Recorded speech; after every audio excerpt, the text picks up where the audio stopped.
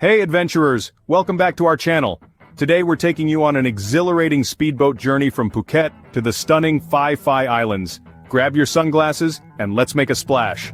First up, after a comfy hotel pickup, we arrive at the luxurious Royal Phuket Marina. It's more than just a marina, it's a gateway to paradise.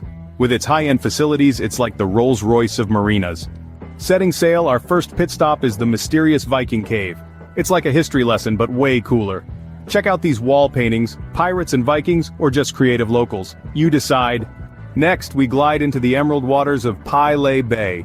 This place is so beautiful it almost looks photoshopped. Time to jump in and snorkel or just float around like a happy starfish. Bamboo Island is up next, a slice of heaven with powdery sands and crystal waters. It's the perfect backdrop for your wish you were here selfies. Our final stop is Rang Yai Island, where relaxation is the name of the game. Lie back, work on that tan, or take a dip. It's all about chilling island style. And that's a wrap on our Phi Phi Island adventure. If you loved this tour, hit like, subscribe, and don't forget to visit PhiPhiIslands.Tours for more info. Until next time, keep exploring.